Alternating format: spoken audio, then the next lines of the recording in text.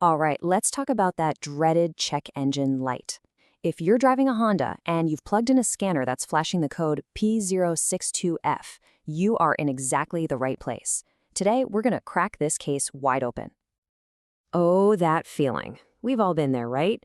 You're just driving along and then bam! That little glowing symbol appears on your dashboard. It always seems to pop up at the worst possible time, and your mind immediately starts picturing your wallet getting a whole lot lighter. So you did the smart thing. You plugged in a scanner and it spit out this very specific code, P062F. Now, that's not just some random jumble of letters and numbers. It's the very first clue your car is giving you about what's really going on under the hood. Okay, let's dive right into this.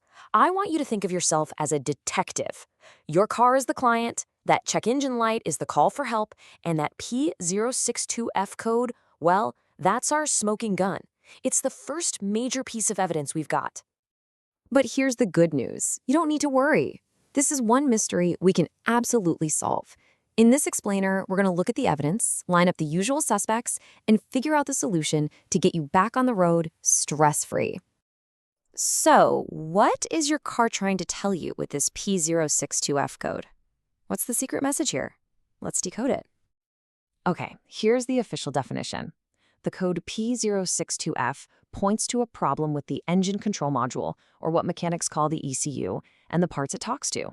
Now I know that sounds super technical, right? But stick with me, because the basic idea is actually pretty simple. And this is really the best way to think about it. The ECU is literally your car's brain. It's the central computer that's in charge of, well, everything, from how much fuel gets injected to when your spark plugs fire. It's making thousands of calculations every single second to keep your engine running smoothly. So yeah, when the brain sends out an error message, it's kind of a big deal. All right, now that we know we're dealing with the car's brain, it's time to line up the usual suspects. So when an ECU problem pops up, who are the most likely culprits? Let's take a look. Our investigation points to three main possibilities. First up, suspect number one. The ECU itself could just be, well, failing.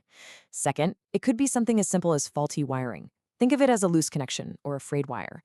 And third, another part of the engine, like a sensor or a spark plug, could be sending bad info to the ECU. And the cost to fix these?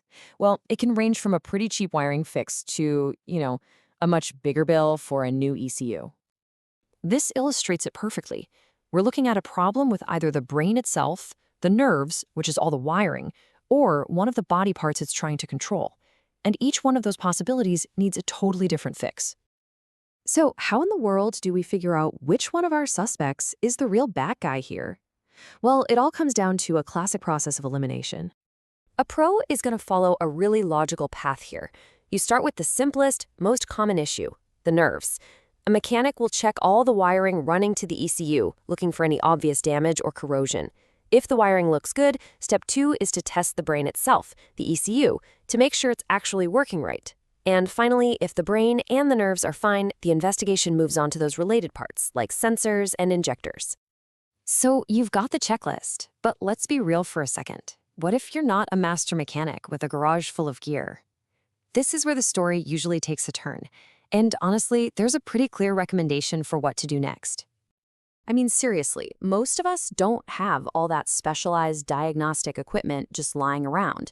And when you're talking about something as critical as your car's brain, guessing is a really, really bad idea. And this quote from the source material just hits the nail on the head. A professional mechanic can turn this complex, daunting headache into something that gets solved quickly and easily. But how? It's all about the tools. A professional has advanced scan tools that can communicate directly with the ECU. They can run internal self-tests and watch live data streams to see exactly where the failure is happening. This lets them tell you for sure if it's the brain, the wiring, or something else entirely. And that avoids expensive guesswork and keeps you from replacing parts you didn't even need. So you see, the whole mystery of the P062F code, it's not so mysterious after all, is it? It's just a clear signal that your car's brain needs some attention. Now you have the knowledge to take the right step. So, what are you waiting for? It's time to get this case closed and get back to enjoying the open road.